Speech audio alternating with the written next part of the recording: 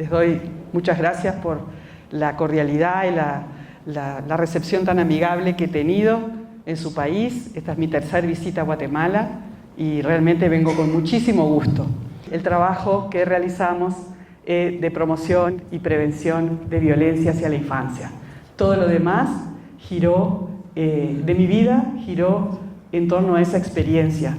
Y todo lo demás que fui aprendiendo y haciendo y formándome fue a la búsqueda de poder aliviar más en profundidad las consecuencias de la violencia en el desarrollo de niños, niñas y adolescentes. Pero hoy estoy con ustedes. En marzo estuve compartiendo cómo validar el testimonio de niñas y niños que han sufrido abuso sexual. Hoy vengo con un tema mucho más esperanzador y eso me da alegría y espero que todos ustedes se vayan con esa misma esperanza con la que vengo a compartir este tema con ustedes.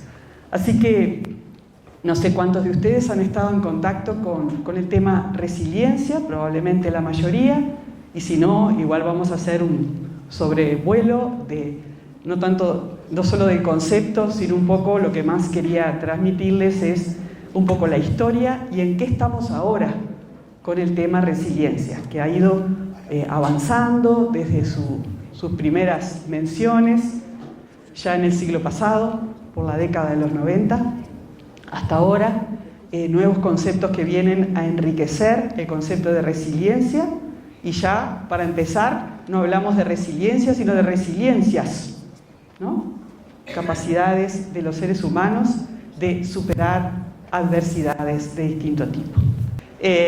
Antes que seguramente están pensando lo que es así. Estoy perdidamente enamorada de los tejidos de Guatemala.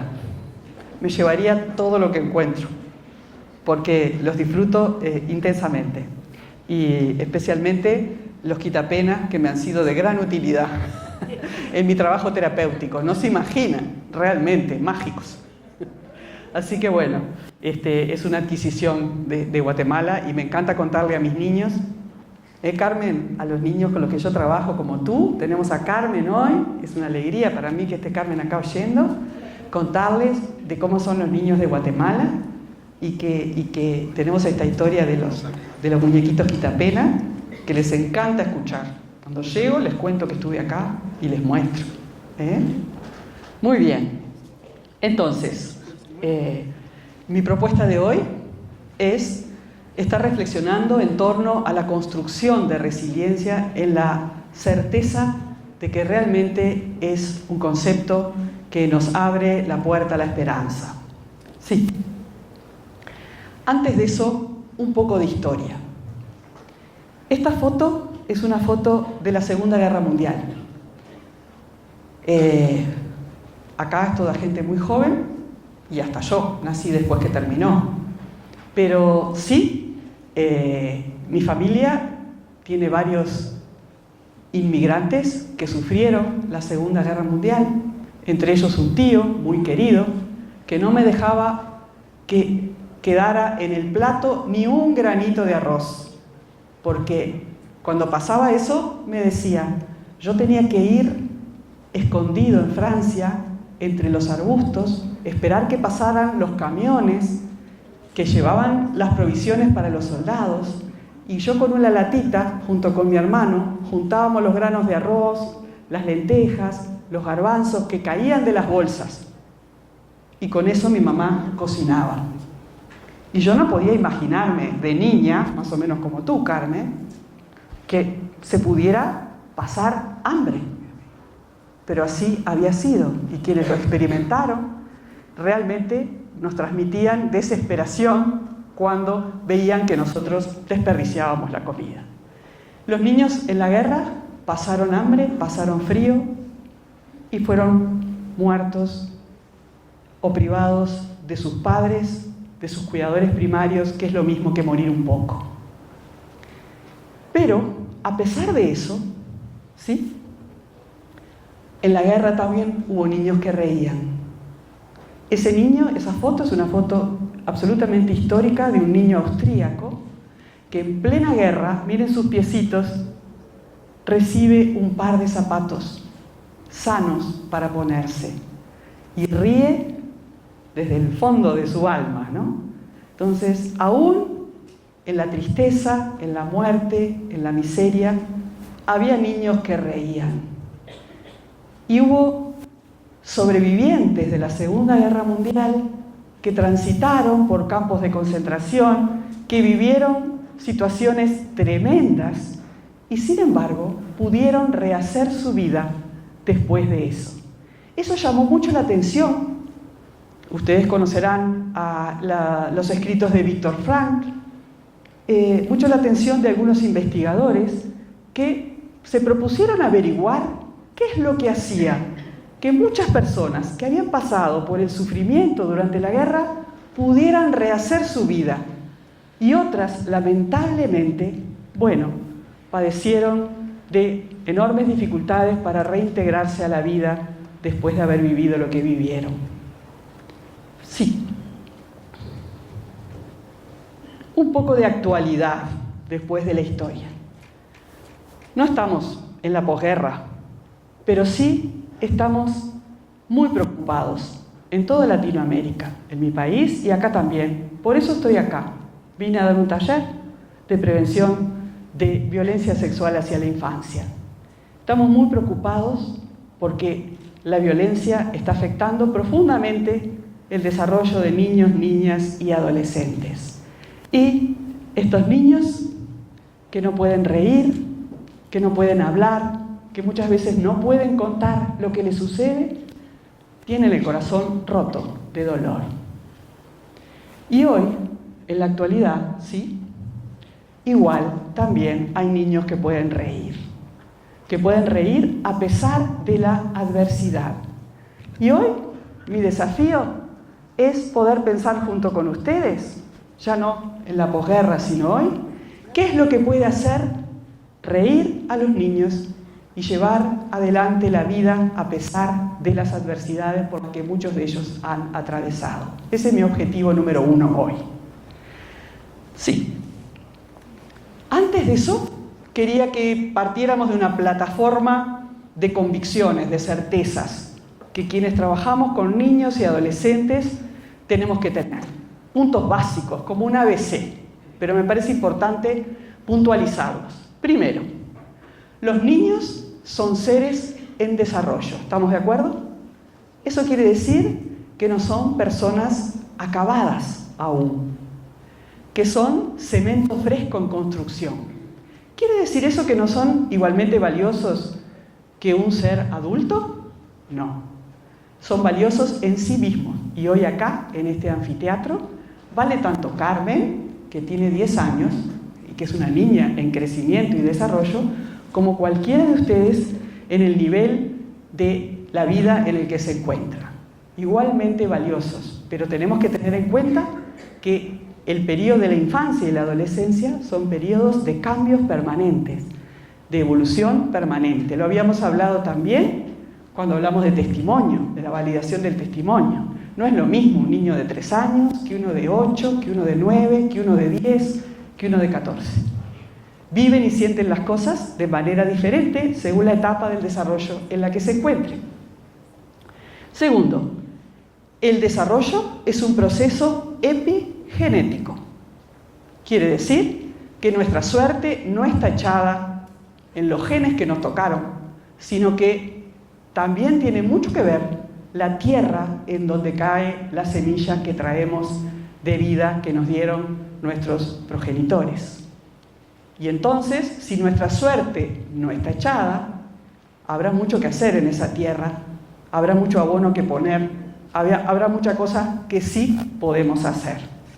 Tercero, otra certeza es que la normalidad, o no, del desarrollo de un niño o una niña está íntimamente relacionada con un vínculo muy singular, especial y único, que es el vínculo de apego que se establece entre el niño a partir del día que llega al mundo y sus cuidadores primarios. Y decimos cuidadores primarios porque puede ser sus padres, pero puede ser también quien ocupa el lugar de tales. Lo importante es que sea esa persona presente, confiable para el niño, que puede dar respuesta a sus necesidades. Otro punto que es una certeza es que las interferencias en ese vínculo afectan el desarrollo de niños y niñas. Cuando un niño, una niña no tiene quien lo cuide desde la confianza, desde la presencia, desde la sensibilidad, su desarrollo, siempre y cuando alguien no tome esa posta, se puede ver profundamente afectado. Y por último, todos los sistemas que rodean al niño tienen mucho que ver con la salud o patología que ese niño presente. Porque sería muy fácil echarle la culpa al cuidador primario. ¿Dónde estaba la madre de este niño cuando pasó esto? Bueno, pero también había una vecina, también había una maestra, un maestro, también estaba el policía que estaba parado en la esquina, ¿no? También estaba el club. Nadie vio nada. Somos todos responsables del desarrollo normal de un niño, de una niña. Sí. Y repasando algunos puntos de los que dijimos recién. El desarrollo de un niño empieza cuando las dos semillitas se encuentran. ¿Conocían esa historia?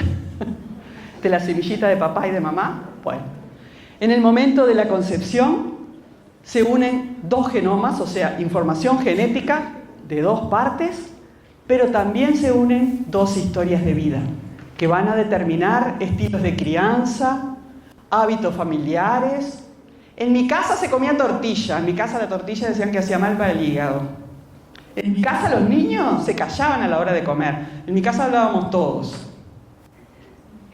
Y ahí los niños miran para un lado, miran para el otro y dicen, ¿quién tendrá razón en todo esto? Así que las historias de vida también afectan, más allá de la carga genética, el desarrollo saludable o no de un niño, de una niña, de un adolescente. Sí.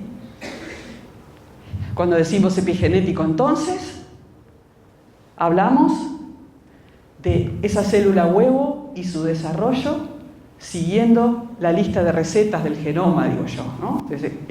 Tenemos todo escrito, cómo van a ser nuestros ojos, nuestro pelo, nuestra nariz. Hoy sabemos que también nuestro carácter, que aquello que decían nuestras abuelas, este calentón decimos nosotros al que se enoja mucho.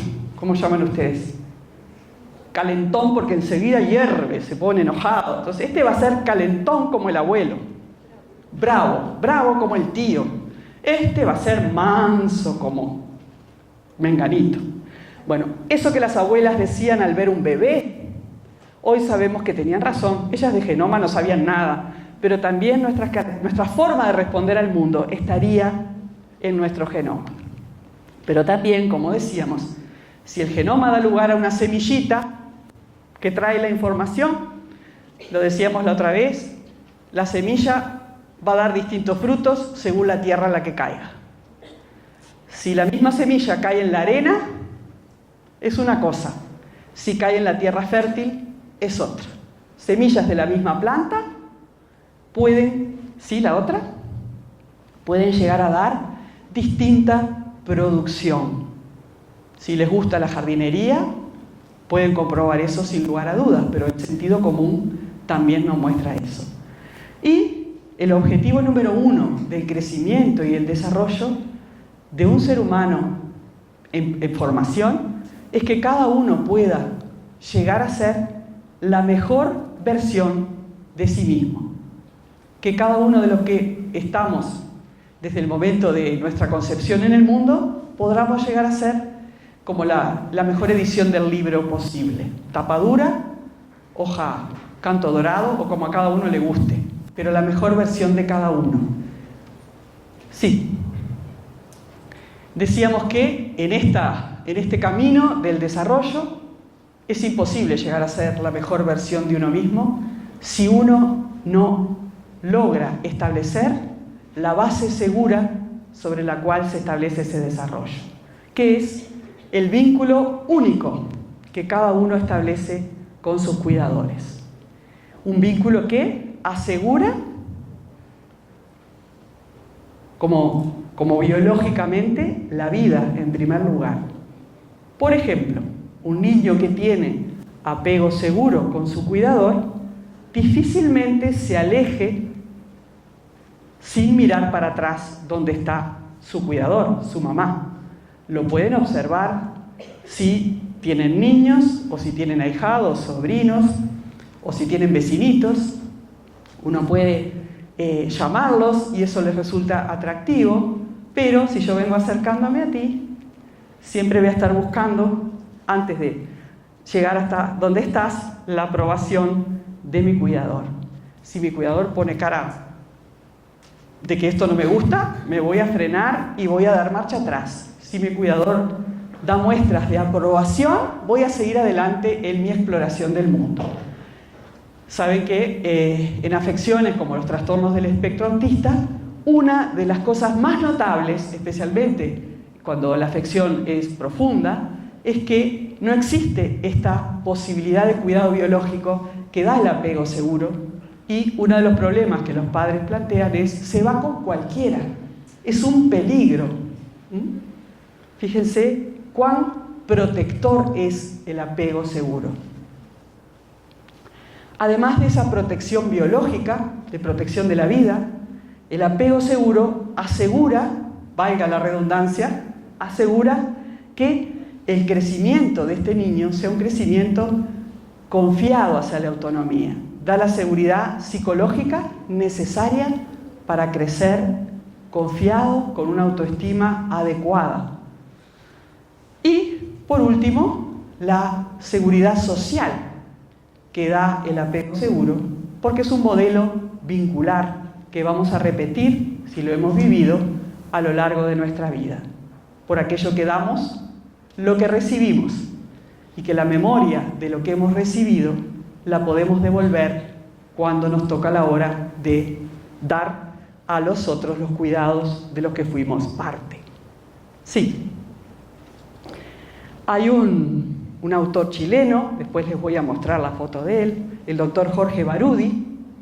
Él es psiquiatra, pediátrico también, colega. Hace muchos años que vive en España.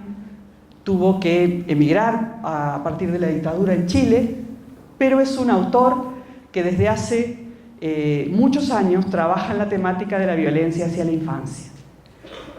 Y Barudi, en sus últimas investigaciones, hace 20 años escribió un libro que fue para nosotros, para Claves, cuando empezamos a formarnos como equipo, fue un libro básico, que se los recomiendo y sigue vigente. Y se llama El dolor invisible de la infancia. Y se hace referencia al abuso sexual en el interior de las familias. Pero recientemente, en los últimos años, está muy dedicado a un paso más de diagnosticar y tratar el abuso sexual.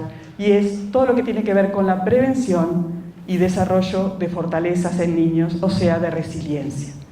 Y Barudi dice en una de sus últimas obras que la mente infantil emerge de la interfase, fíjense,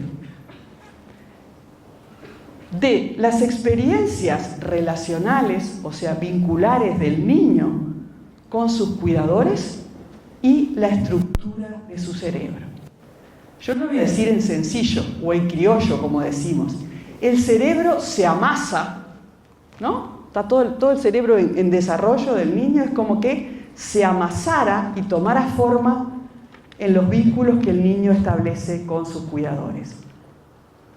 Es dramáticamente importante esta afirmación, porque la mente infantil emerge de la interacción de los cuidados y del sustrato biológico que son las neuronas. Vaya si será importante que tenga buenos cuidados el niño, especialmente en los primeros años de vida. Sí. Y dice Barudi que para que este milagro sea posible, porque realmente es una especie de milagro, cómo los vínculos y las neuronas se cruzan en algún punto, que en la sinapsis tenga que ver que me acunen y que eso marque cómo funciona mi cerebro. Es impresionante, ¿no? Todo lo que los neurobiólogos ahora nos describen no lo sabía los teóricos del apego. Los teóricos del apego describían desde la etología, desde lo que observaban en el comportamiento animal, lo que hacía la madre con la cría, pero no sabían lo que estaba pasando dentro del cerebro, no sabían que se estaba modificando la estructura del cerebro cuando estaba pasando eso afuera. Para que este milagro sea posible, necesitamos algo muy básico, que predominen en la vida de ese niño las experiencias de buenos tratos. Lo habíamos hablado para aquellos que estuvieron, porque todo tiene que ver con todo. Decíamos que los niños que son bien tratados pueden soportar esos momentos críticos en que los adultos ejercemos violencia sobre ellos. Un niño bien tratado puede saber que un día la madre está un poco pirada, el padre vino un poco alterado, y no nos van a denunciar por eso, porque saben que ese día, por alguna razón, las cosas no están tan bien como siempre. Pero para que eso sea posible, tienen que predominar las experiencias de buenos tratos. Muchas veces los adultos nos dicen: a mí me mataban a palo cuando era chico y salí bueno, ¿no? ¿Qué me venís a decir con que no hay que pegarle a los niños? Bueno, entonces dice Barudi, yo no, dice Barudi que seguramente a ti te pegaron, pero en un contexto de buenos tratos. Te habrán dado algún zapatillazo, pero te cuidaban, te querían, te protegían, te alimentaban. Entonces nunca lo viste como que te maltrataban. ¿Se entiende la diferencia? Si no, sería menos bajar, no tener en consideración lo que es el sufrimiento de un niño maltratado, que no tiene nada que ver con un zapatillazo fortuito. ¿Está? ¿Sí? Y además de la certeza de los buenos tratos, tener la certeza de la protección. Uno de los autores que descubrí en los últimos años y que me ayudó a comprender una realidad clínica que era el pan nuestro de cada día para mí en la policlínica de salud mental en la que trabajaba en un barrio de Montevideo, donde llegaban niños que tenían una sintomatología tan variada que uno podría haber hecho 8 diagnósticos, lo cual no es posible. Niños a los que les pasaba de todo. No aprendían, pero no tenían una dificultad de aprendizaje. No paraban quietos, pero no tenían un déficit atencional con hiperactividad. No dormían, pero no podíamos decir que tenían un trastorno del sueño, por las características. Eran agresivos, pero en realidad no tenían ningún problema en el control de impulsos. En algunas circunstancias perdían el control. No controlaban los esfínteres, y uno hacía los estudios y no tenían ninguna afección que lo justificara. ¿Qué les pasaba a estos niños que tenían tan variada sintomatología? Y la única conclusión que yo sacaba una y otra vez es que lo que les pasaba a estos niños no era del EPI, del genético digo, era del EPI. Les pasaba que tenían la desgracia de haber nacido en el lugar donde les había tocado nacer y de sufrir un sinnúmero de adversidades que los habían desregulado totalmente desde los inicios de su desarrollo. Y digo que contacté con la obra del doctor Van der Kolk, que es un psiquiatra que trabaja en Estados Unidos y que trabaja con niños que han sufrido adversidades de todo tipo, pero especialmente distintos tipos de violencia, y propuso para la última manual de la Academia Norteamericana de Psiquiatría, el DSM-5, una nueva entidad nosológica que él llamó trastorno traumático del desarrollo. No fue aprobada, pero yo la sigo usando igual y muchos otros, aunque no está dentro del manual, no para poner una etiqueta, sino para comprender clínicamente qué les pasa a esos niños. Que lo que les pasa no tiene que ver con algo que venga de adentro hacia afuera, sino que es algo que viene de afuera hacia adentro, las circunstancias adversas donde ese niño está creciendo, la tierra donde está. Y cuando Van der Kolk trataba de explicar la diferencia entre un trastorno de estrés postraumático, ¿no? Porque le decían, pero eso es un trastorno de estrés postraumático, o un trastorno del apego. Van der Kolk decía, lo que pasa es que esto es las dos cosas juntas. Es que te pase de todo en la vida y no tengas un ala bajo la cual refugiarte. Es que de quien te tiene que cuidar venga el daño, lo cual desestructura totalmente el psiquismo en desarrollo. Y eso es lo que Baroudi también sostiene. Para que sea posible ese amase de neuronas y vínculos, tiene que haber un ambiente donde predominen los buenos tratos y donde haya la protección suficiente para sentirse seguro. Sí. ¿Sí? Decíamos al inicio que los sistemas tienen mucho que ver con el desarrollo saludable. Apego seguro, buenos tratos, protección y que los sistemas que rodean al niño acompañen ese cuidado y esa protección. Y acá, el modelo multisistémico de von Heilbronner nos aporta nuevamente en lo conceptual de qué hablamos cuando hablamos de multisistemas. El microsistema, la red vincular más próxima del niño. A mí me gusta llamarla el nido de crianza, ya que hablé de la protección y de las alas. El lugar donde ese niño llega y recibe los cuidados básicos, especialmente en los primeros años de vida, donde todavía no interactúa con la comunidad. Sí. El segundo, donde estamos todos nosotros, es el exosistema en el modelo multisistémico. Las instituciones mediadoras como la escuela, el centro de salud, la iglesia, los ámbitos laborales, recreativos, los ámbitos de justicia.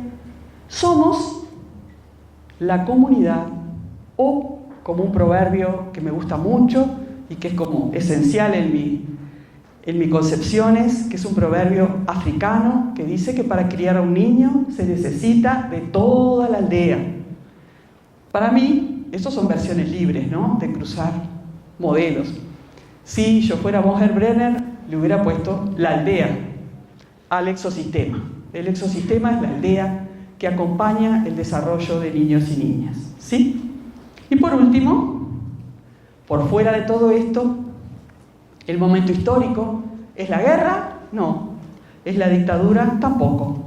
Pero es un momento muy especial de la historia, donde estamos viviendo estas situaciones que relacionamos seguramente con formas de organización social, con sistemas de creencias que se debaten entre potenciarse o extinguirse. El machismo es una.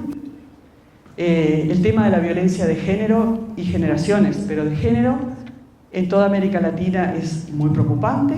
En Uruguay muere una mujer cada 9 días. Es una cosa tremenda, considerando que somos una población de 3 millones de habitantes. Y parecería que cuando más trabajamos, ni la tobillera, pero ha sido tremendo. Es un sacudón que estamos recibiendo de qué nos está pasando, que no podemos modificar este sistema de creencias.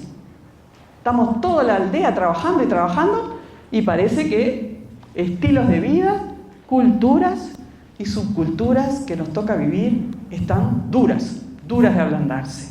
Pero no nos damos por vencidos, por supuesto. Sí. Y en un ambiente favorable, o sea, especialmente decimos en los 3 primeros años de vida, en la primera infancia. En Uruguay tenemos ahora un movimiento fuerte que dice los primeros 1000 días. Por favor, cuidemos al niño en los primeros 1000 días. Después vemos qué hacemos, ¿no? Todo, pero por lo menos los primeros 1000 días, cuando ese cerebro florece, ¿no? En esos primeros años de vida realmente se producen muchas cosas a nivel biológico, hay una multitud de ramificaciones neuronales que tienen que ver sobre todo con el crecimiento de dendritas, que son los pelitos de las neuronas, ¿no? Que se conectan unas con otras de acuerdo a los estímulos o no que reciben. Y cuando sea el momento estarán prontas para dar un paso más en lo que es el desarrollo cerebral. Sí, cuando todo va bien, dice Barudi, a cada neurona le pueden llegar hasta 25.000 conexiones. Y él dice, el cerebro florece, y realmente florece.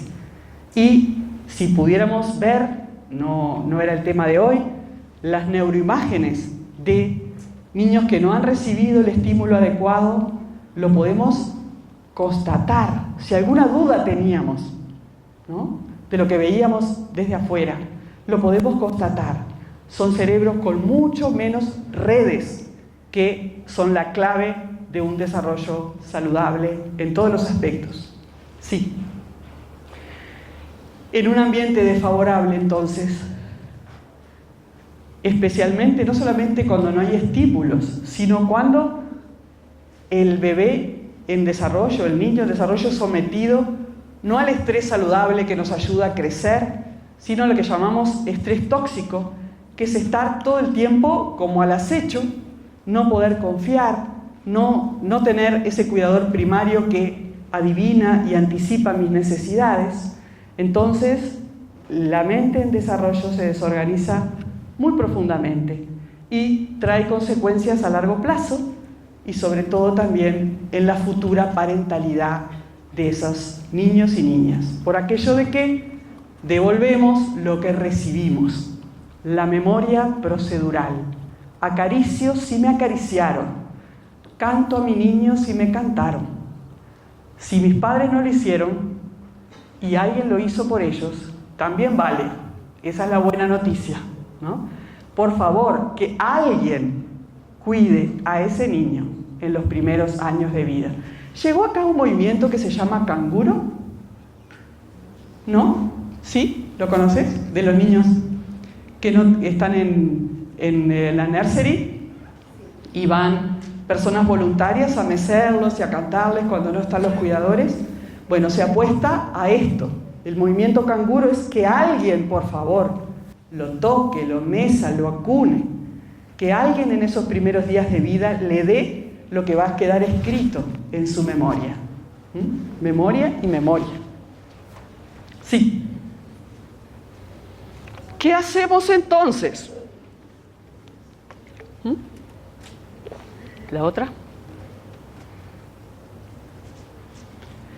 Si esta es la realidad, nosotros decimos la verdad de la milanesa, es que las certezas son esas, pero que en el momento histórico en el que estamos, la ola de violencia que parece azotarnos, que está determinando que esas plantitas que crezcan no tengan los nutrientes necesarios en su tierra, en su maceta. ¿Qué hacemos entonces? Y ahora sí, el tema de hoy trata de qué hacemos entonces. ¿Hay algo que podamos hacer? Estas son las certezas que tenemos. Que el desarrollo normal de un niño y una niña necesita de figuras de referencia, de cuidado, que necesita de toda la comunidad, que necesita de buenos tratos, que necesita de protección y que no siempre la tiene. ¿Qué hacemos entonces para que el cerebro de los niños florezca, para que no quede en menos ese deterioro que va a marcar su futuro indiscutiblemente, el de él y el de su descendencia, al no poder dar lo que no recibió? Sí. Y acá es donde surge el concepto de resiliencia, como una perspectiva esperanzadora. Y cuando hablamos de perspectiva esperanzadora, nos referimos a una perspectiva que podemos tomar, desde la cual podemos ver todos aquellos que trabajamos con la infancia, seamos técnicos, educadores, vecinos, niños, todos, en nuestro rol de aldea, en nuestro rol de educadores en sentido amplio, seamos psicólogos, seamos médicos, seamos profesores, educadores, trabajadores sociales, enfermeras, vecinos, tías, abuelos. La perspectiva esperanzadora de la resiliencia sería algo así como que todos, desde el lugar que estemos, podemos hacer algo para fomentar o favorecer el desarrollo saludable de un niño, aún de aquellos que sin haber vivido la guerra, viven una especie de guerra al no tener los cuidados que necesitan. Sí. Haciendo un repaso del concepto de resiliencia, que surge por la década de los 90, desde antes, pero quizás empieza a escuchar en la década de los 90 este concepto de resiliencia en las ciencias sociales. Pero en realidad, resiliencia es un concepto que en la metalúrgica se manejaba ya como la propiedad que tienen los metales para absorber las fisuras o las presiones. No soy ingeniera, es una versión libre lo que les voy a decir, pero por ejemplo, calcular la resiliencia de un puente con sus vigas cuando son construidas. ¿Por qué? Porque tiene que soportar la fuerza de camiones de gran peso que lo crucen sin romperse. Tiene que ceder y volver a su posición inicial. ¿Sí? En la industria textil, la resiliencia de los tejidos. Por ejemplo, las alfombras peludas, cuando las pisamos, no queda nuestro pie marcado, si son buenas, sobre todo, ¿no? Sino que vuelve, después que dejamos de pisarla, vuelve a su estado original, aunque ha sido deformada inicialmente por la compresión. Sí. Pero el concepto de resiliencia en las ciencias humanas surge en la década de los 50, muy tímidamente después de la Segunda Guerra Mundial, no con este nombre, sino con el nombre de fortalezas que las personas tenían a pesar de las dificultades por las que habían atravesado. Entonces, les voy contando lo que está escrito. Hablamos de los estudiosos, los investigadores que después de la guerra empezaron a ver por qué alguna población podía seguir normalmente y otros no. ¿Qué pasaba con la población infantil? Y el estudio más extenso, a partir del cual el concepto de resiliencia en la infancia empezó a tomar fuerza, es el estudio que llevaron adelante dos antropólogas, Ruth Smith y M. Warner, que estudiaron durante 30 años, o sea, es un estudio longitudinal muy importante, de una población de casi 700 niños de una isla, la isla de Kauai, en el archipiélago de Hawái. ¿Ustedes vieron esos niños, esas familias que están en el Mediterráneo boyando en lanchones hasta que alguien los recibe? Una foto dramática que dio vuelta al mundo de un niño muerto en la orilla el año pasado, que cayó de un lanchón y el agua lo llevó a la orilla, y era como la señal de la indefensión de esos niños boyando sin saber su suerte. Igual estos niños que estudiaron estas antropólogas llegaban a la isla de Kauai, algunos con sus familias, otros ya huérfanos, sin nadie conocido, algunos inclusive con defectos físicos, con dificultades para caminar, para ver, para oír, distintas afecciones. Una población que ellas tomaron como cohorte de estudio, hicieron el seguimiento para evaluar si en esa población de niños había algunos de ellos que podían desarrollarse a pesar de la adversidad. ¿Y cómo era ese desarrollo? ¿Qué consecuencias tenía a largo plazo? ¿Qué descubrieron? para su sorpresa, porque tuvieron que cambiar todo el libreto, descubrieron que contrariamente a lo que ellas esperaban, la gran mayoría de esos niños, en esa población de la isla, en esa aldea que los había recibido, podían desarrollarse saludablemente y triunfar a pesar de las adversidades. Sí, esta es Amy Wagner, ya en la etapa adulta. Tenía 25 años cuando empezó este estudio, Dos antropólogas muy jóvenes se fueron a vivir a la isla y fue impresionante la experiencia. Recomiendo, esta es la obra, la publicación que fue alrededor del 86, a fines de los 80, publicaron el trabajo, pero después publicaron esta obra, este libro, que es como el trabajo comentado, que es muy recomendable de leer. Vulnerable, pero invencible. ¡Pah! Fuerte, ¿no? Las conclusiones que sacaron fueron muy esperanzadoras. Vulnerable, pero invencible. Sí. Aunque hay otros estudios, realmente este, que les recomiendo, es una referencia así, ineludible a la hora de hablar de resiliencia. Para nosotros, para el equipo de Claves, decimos que es nuestro cimiento. Nos apoyamos en decir que es posible prevenir y restaurar niños, nos apoyamos en esto. Si ellas pudieron detectar esos factores, nosotros los vamos a usar para desarrollar fortalezas en los niños. Así que es uno de los pilares teóricos de nuestra propuesta metodológica de prevención. No hablamos porque sí, hablamos porque sabemos que hay poblaciones de niños que han podido sobrevivir a la adversidad si se les ha apoyado en el desarrollo de fortalezas. Bien. ¿Sí?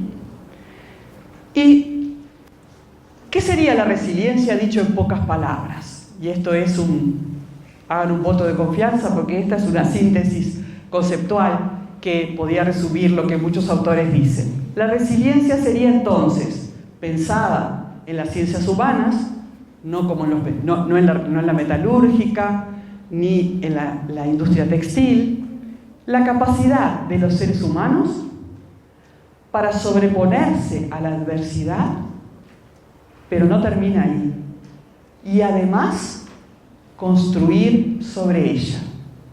Dicho en otras palabras, podría ser algo así como no solamente superar las dificultades, sino ser mejores personas después de haberla pasado, de lo que hubiéramos sido si no las hubiéramos vivido. Y piensen en sus propias vidas y en experiencias que pueden haber pasado ustedes, difíciles, dramáticas, donde en el momento que fueron vividas como tales, las pasaron con mucho sufrimiento, pero posteriormente detectaron que, y especialmente aquellos que tienen formación, lo que tiene que ver con la formación como terapeutas, que les fue un caudal invalorable a la hora de poder ayudar a otros. Por ejemplo, haber pasado por esas situaciones de adversidad los volvió mejores y más aptos para la vida, y no solamente a ellos, a ustedes, sino para ayudar a otros también.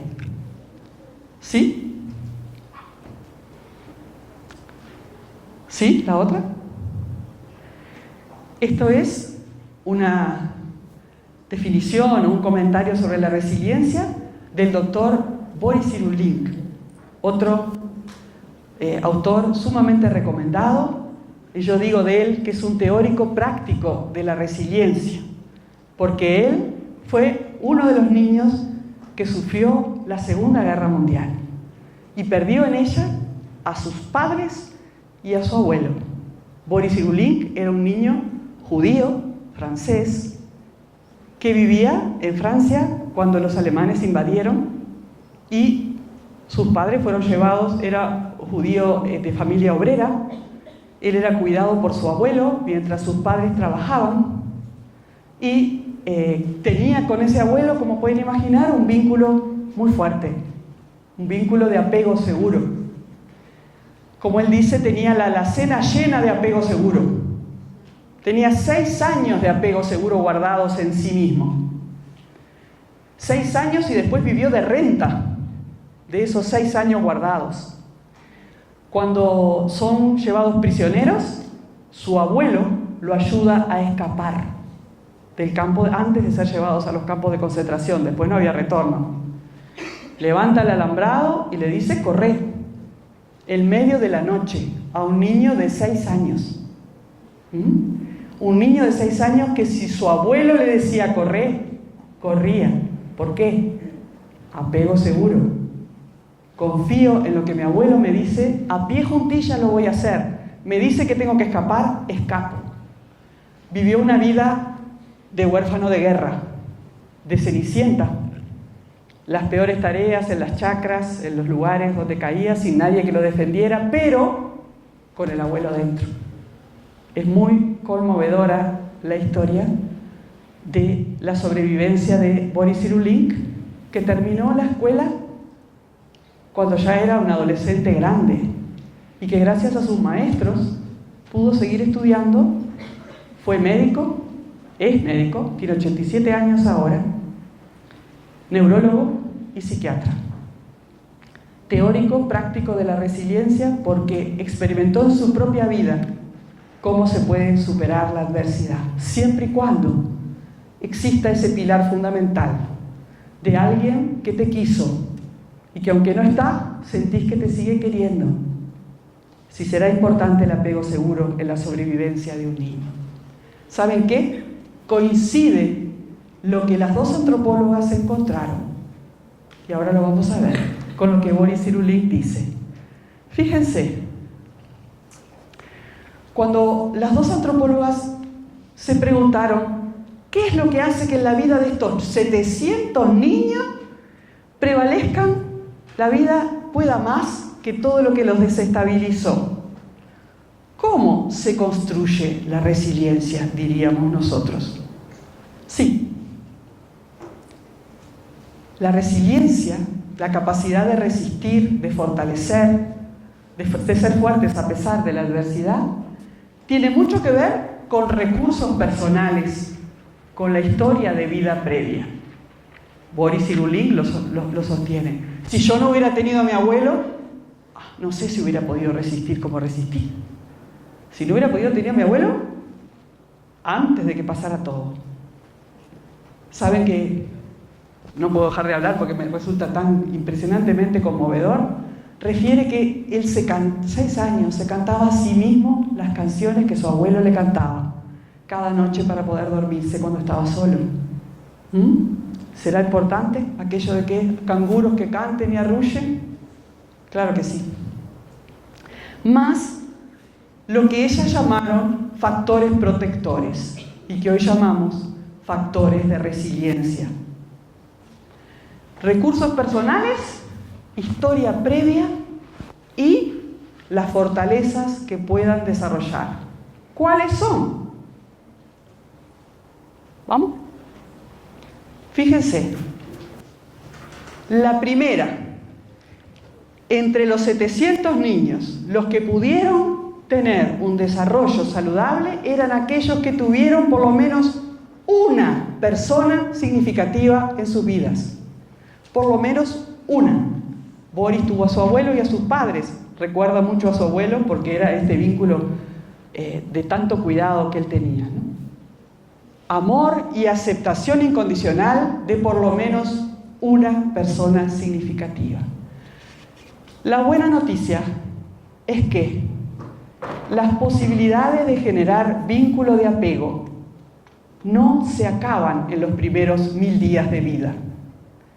Y algo que realmente resulta conmovedor es que todas las funciones que necesitan estímulo del exterior para llevarse adelante, por ejemplo, oír, si no nos hablan, no hablamos, oír y hablar. Por ejemplo, ver, si la luz no ilumina la retina, seríamos todos ciegos si los tienen a oscuras. Y otras funciones del psiquismo que requieren de estímulo exterior y que cuando ese no está, se atrofian y no se desarrollan, lo que se llaman las sinapsis expectantes del apego se mantienen extendidas, esperando engancharse con una figura de protección toda la vida. Es maravilloso y esperanzador, ¿verdad?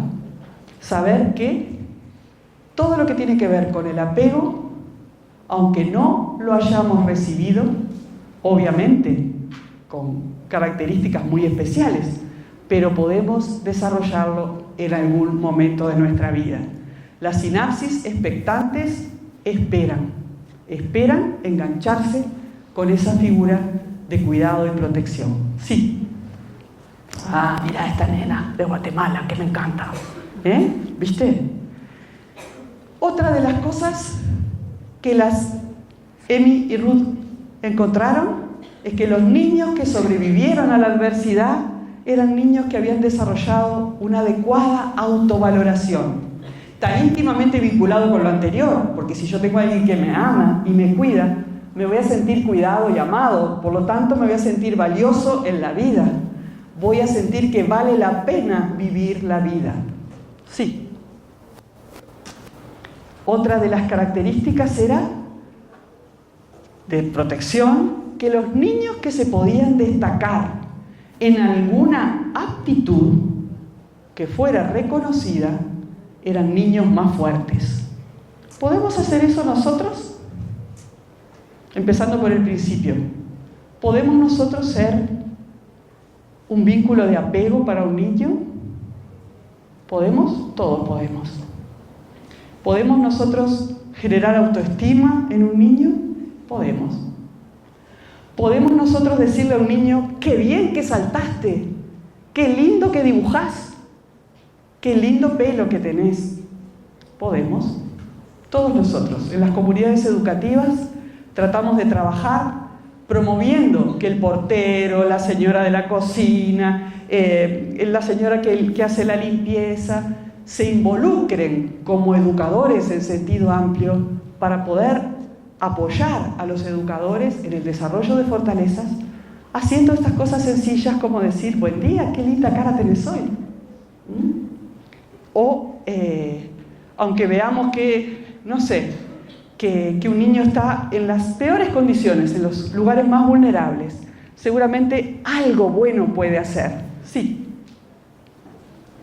Y este es otro libro que me encanta, se llama La maestra macanuda.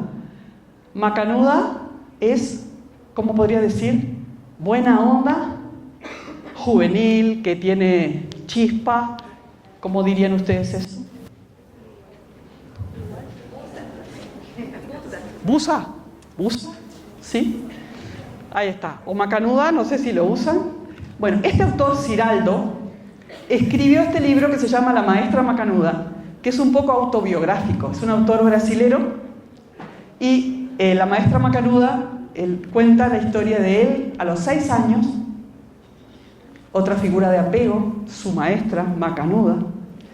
Cuando tiene que aprender a leer, iba a un colegio religioso donde había, él dice, ve a las hermanas, que eran las docentes, como aburridas, con los vestidos de monjas, ¿no? Y un día, la maestra que él tenía se jubila, deja de trabajar y aparece esta maravilla, que él la ve justamente como la mujer maravilla. Y de un día para el otro la clase hace así, cambia. ¿Por qué? ¿Por qué entra este aire nuevo? ¿Solo porque es joven y bonita? No, porque sabe encontrar en cada uno de ellos algo que los distingue. Y entonces empieza una campaña de condecoración. A vos te condecoro porque sos la más colaboradora de la clase. Y les ponía una cocarda. Y los niños y niñas iban avanzando, aprendían a leer con ese estímulo. A otro porque era el que cantaba más lindo, a otro porque era el más ordenado, a otro porque tenía la letra linda, pero había uno que no había con qué darle, siempre hay uno que no con qué darle. No sabía qué podía decir de ese niño. hasta que mirando por la ventana, a la hora del recreo, ve que están haciendo una competencia de quién escupe más lejos. Y lo ve. El que gana es ese. Entonces, cuando entra, lo condecora. Y dice Ciraldo, y al otro día aprendió a leer. Si será importante el estímulo y destacarse en algo que sea reconocido por los otros. ¿Sí? Los niños que se desarrollaron saludablemente eran niños que habían desarrollado sentido de trascendencia. Y vieron que yo guatematicé la presentación, porque realmente, porque quería aterrizarla a ustedes, pero además quería que valoraran las cosas que sí tienen.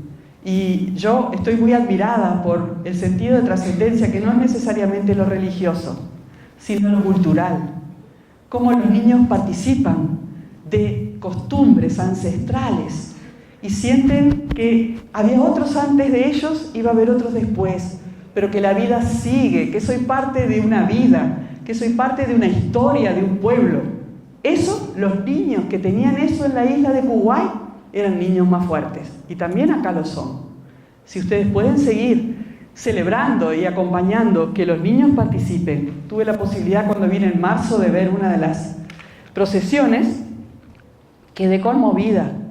Con qué alegría los niños hacían las alfombras junto con sus familias, después participaban en la procesión, muy involucrados. ¿Te gusta eso a vos?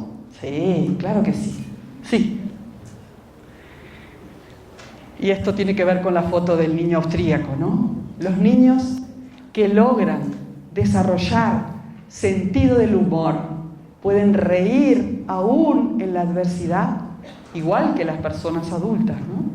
No quiere decir tomar a la ligera, no quiere decir burlarse, quiere decir desdramatizar las situaciones para poder reír. Y tengo que hacer un aporte biológico al respecto. Decíamos que los niños que viven bajo amenaza hoy, ¿no?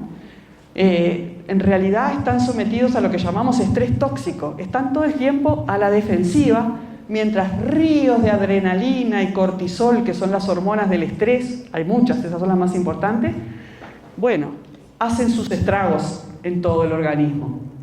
¿Saben que en el momento que reímos, la alarma interna baja la guardia, aún en los peores momentos? Que es como cuando podemos reír. Es un baño de serotonina, que es una sustancia de la distensión y del placer. Y la adrenalina y el cortisol por un rato no nos molestan. Los niños que ríen son niños más saludables biológicamente. Así que los niños que habían desarrollado sentido del humor podían enfrentar la adversidad con más fuerza y construir. ¿Sí? Los niños que habían tenido una adecuada educación de la sexualidad, esto es para hablar toda la tarde.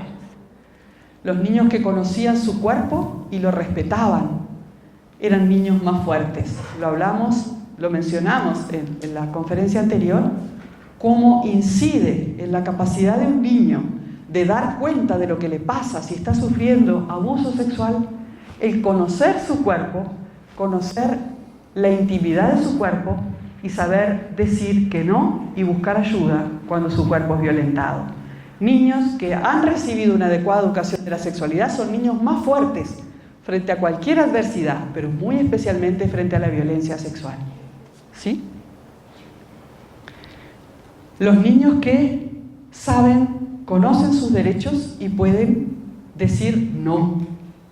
Pueden decir no a aquellos adultos que esperan de ellos cosas que ellos no quieren dar. Acá, un trato por el buen trato, que en Guatemala ya se ha llevado adelante, es una de las experiencias de promoción de derechos de niños y niñas que llevamos adelante con Claves. Es una campaña de vacunación simbólica contra el maltrato, donde los adolescentes y los niños salen a vacunar a los adultos y les piden hacer un trato por el buen trato, que se comprometan a bien tratarlos. Los niños que pueden participar en ese tipo de actividades son niños más fortalecidos. Y yo les decía que Para nosotros estos factores de resiliencia del estudio de la isla de Kuwait son como la base. Cuando hicimos la campaña de un trato por el buen trato, nos apoyamos en ese estudio. Los niños que conocen sus derechos son niños más fuertes, sí. Los niños que participan en su comunidad, en la posibilidad de resolver problemas y dificultades, son niños más fortalecidos. No sé acá, pero la tendencia, supongo que igual que en todos lados, de mantener a los niños como al margen de todas las situaciones familiares o comunitarias, es la falsa idea de que de esa manera los protegemos. ¿Les pasa eso también? No le vamos a decir que se murió el perrito, le vamos a decir que se fue. Y el niño realmente sufre más de pensar que en esa mentira de que el perrito se fue, ¿por qué se fue mi perrito si yo lo cuidaba?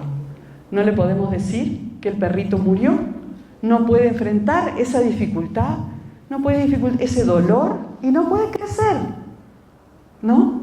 Los niños que pueden enfrentar con amor y cuidado las adversidades son niños más fuertes. Así los vieron ellos, y esto es, bueno, un grupo de niños ayudando en una inundación. Independientemente de esto que estamos diciendo, o además, sabemos que todas las personas en situaciones de catástrofe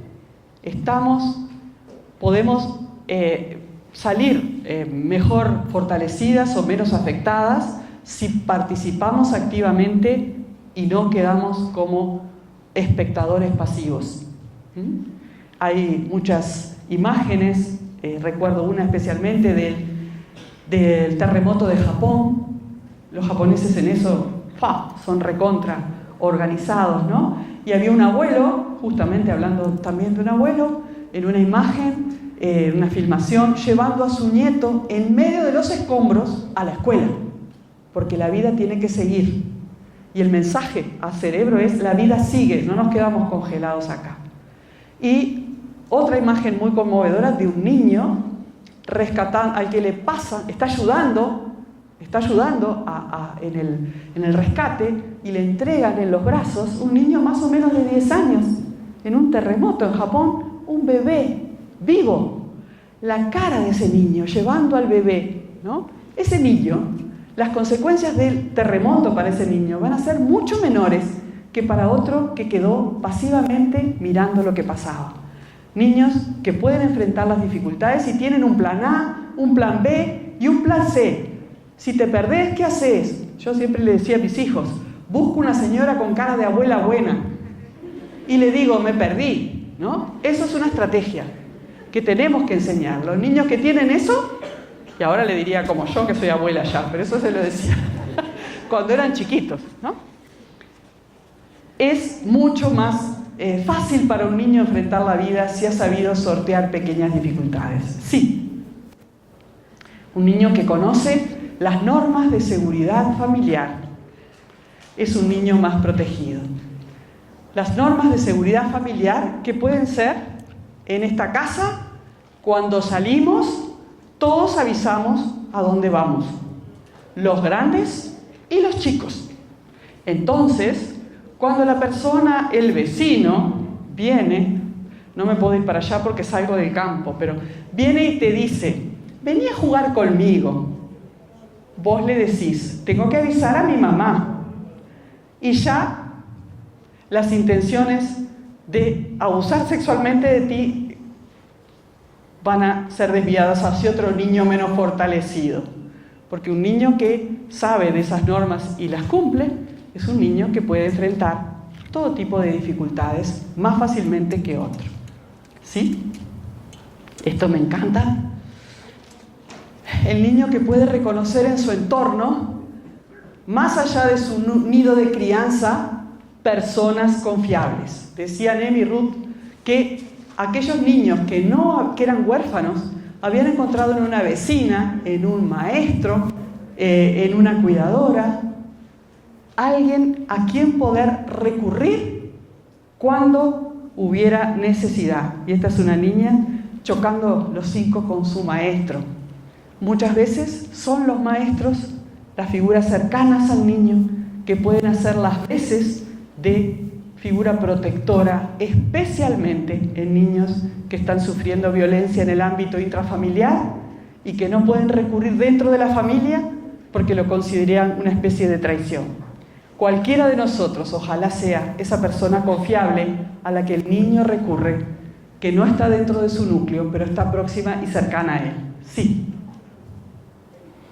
Y bueno, y además de encontrar en su nido, en su proximidad, en la comunidad, redes sociales de apoyo. El club de niños, la parroquia, la iglesia, la escuela, el lugar donde el niño sabe que el centro de salud, donde sabe que hay alguien que alguna vez tuvo algo que ver con él. A mí me enorgullece mucho y me alegra enormemente cuando me pasa que algún niño o alguna familia me van a buscar a la policlínica donde trabajé muchos años y no me encuentran y averiguan dónde estoy.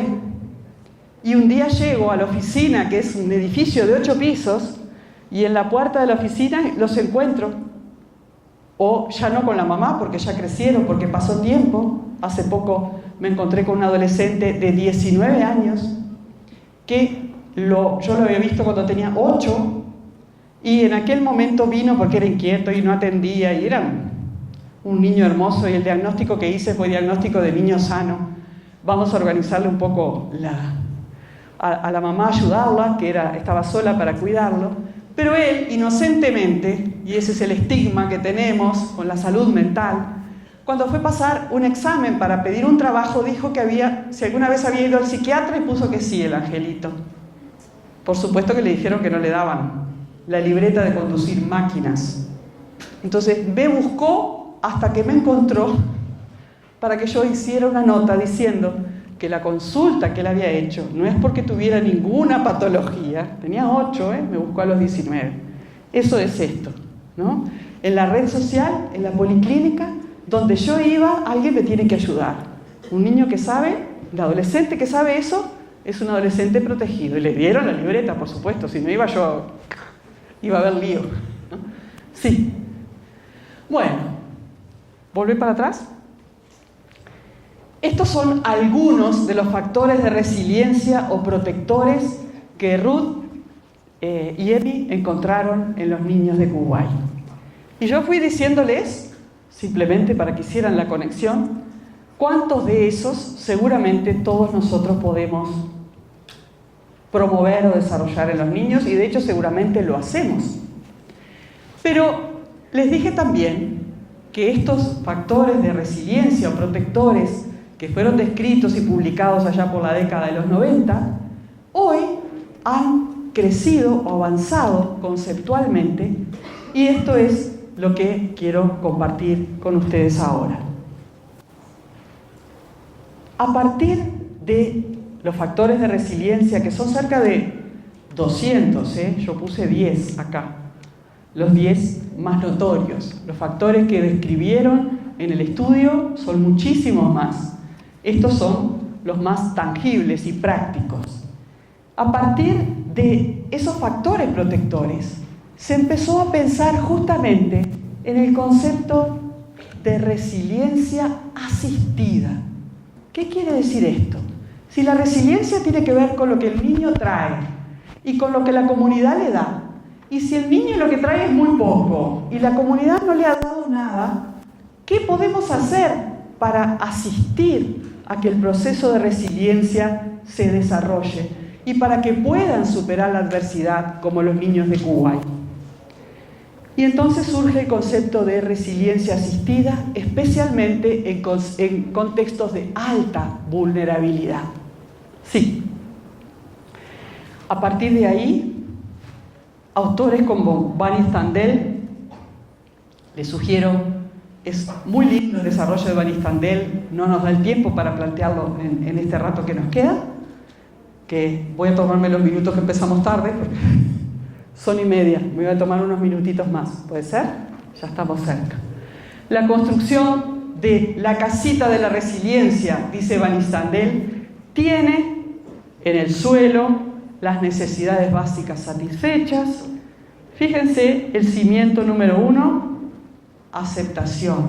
amor incondicional es el cimiento de la casa. Y después, todas las otras factores de resiliencia o protectores que dijimos, como armando una casa.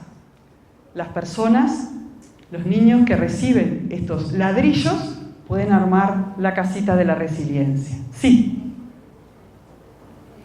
Y el concepto de resiliencia de la comunidad, participando en el cuidado, las instituciones, los profesionales, las familias y los vecinos, siendo la aldea que acompaña el desarrollo. Sí. Jorge Barudi, el psiquiatra chileno que les mencioné, este es su último libro, La fiesta mágica, ojo, y realista de la resiliencia infantil. Fíjense qué pasó de su primer libro, El dolor invisible de la infancia, a este título tan esperanzador 20 años después. Sí, Boris Cyrulnik, este es el médico del que les hablé, y fíjense todas las obras que ha escrito. Donde está la historia que les conté hoy, es El murmullo de los fantasmas, volver a la vida después de un trauma, que es donde él cuenta esta historia personal. ¿Sí? Y Barudi y Cyrulnik, que han trabajado juntos en alguna oportunidad, porque están en las mismas temáticas, fueron en esto de asistencia a la resiliencia, a la construcción de resiliencia, desarrollando el concepto de tutor de resiliencia. ¿Qué es un tutor de resiliencia? Una persona que acompaña de manera incondicional y se convierte en un sostén que da confianza a un ser que está en desarrollo. Dice Cyrulnik que esta marca o esta huella va a perdurar en la vida de ese niño a lo largo de todo su desarrollo y que va a conducirlo a la confianza y a la independencia. Sí. Dice Cyrulnik, y piensen en ustedes, ¿quién puede ser un tutor de resiliencia en un contexto de riesgo? Casi siempre se trata de un adulto que encuentra al niño y que asume para él un modelo de identidad. No se trata necesariamente de un técnico, puede serlo, pero puede ser cualquier persona que contacta a un niño y pasa a ser significativo para él. Un encuentro significativo puede ser suficiente. Seguramente si hacen el ejercicio de pensar en sus propias vidas, muchos de ustedes, yo levanto la mano porque ya se me ocurren unos montones de tutores de resiliencia, pero 2 o 3 particularmente significativos en mi vida que me marcaron y que hasta el día de hoy lo recibido tiene mucho que ver con lo que fui haciendo en la vida. ¿Pueden detectar algunos en su vida? Si pueden devolverles la gratitud, lo hacen, y si no, lo hacen en el corazón, porque algunos ya no están, seguramente, ¿no? Sí. ¿Qué características tiene ese tutor de resiliencia?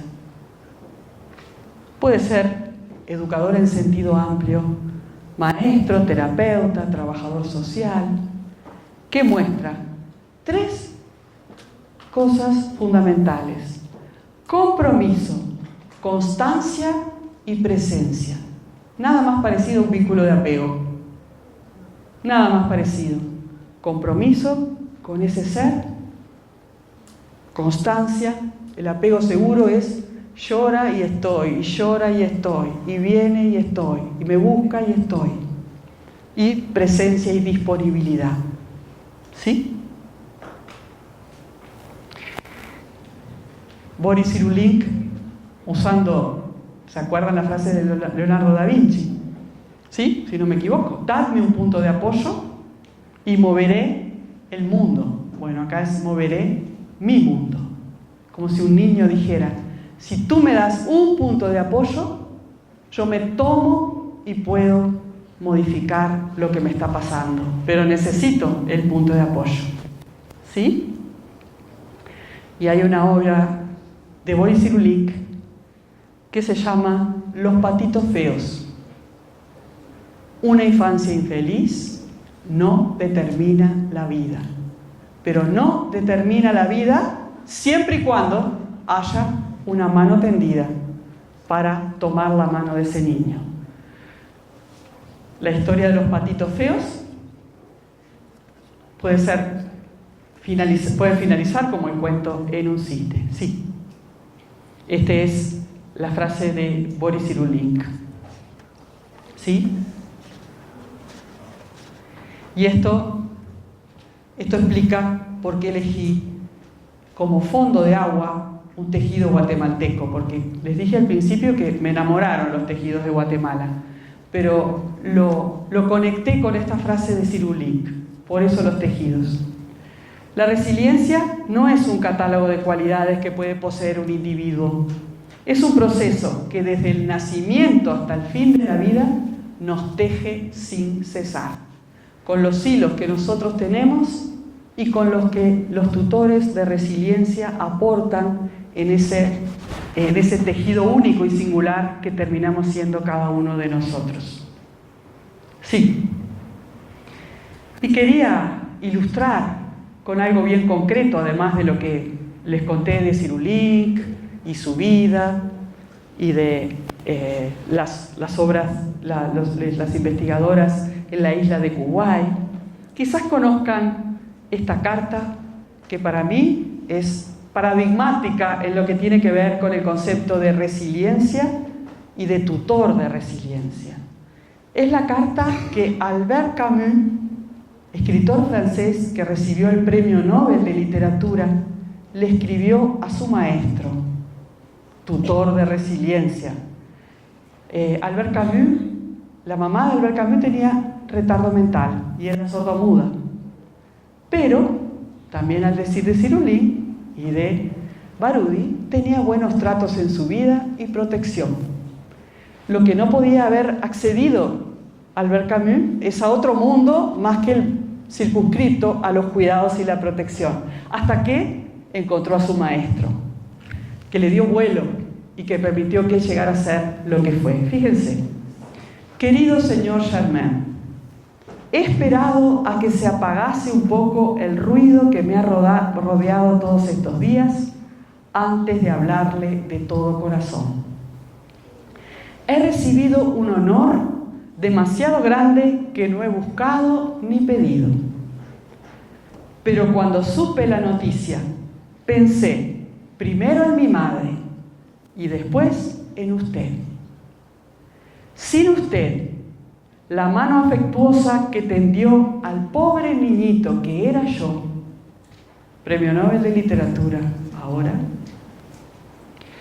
sin su enseñanza y ejemplo no hubiese sucedido nada de esto. Sí, no es que dé demasiada importancia a un honor de este tipo, pero ofrece por lo menos la oportunidad de decirle lo que usted ha sido y sigue siendo para mí. Y le puedo asegurar que sus esfuerzos, su trabajo y el corazón generoso que usted puso continúan siempre vivos en uno de sus pequeños discípulos, que, a pesar de los años, no ha dejado de ser su alumno agradecido. Realmente creo que ilustra lo que es la figura de un tutor de resiliencia, lo que puede incidir en la vida de un niño, un punto de apoyo para desarrollar esas fortalezas que tenemos la evidencia que cambian el desarrollo de un niño y le permiten crecer saludablemente a pesar de la adversidad. Sí. Así que bueno, muchas gracias y espero que ustedes tengan resiliencia, mucha.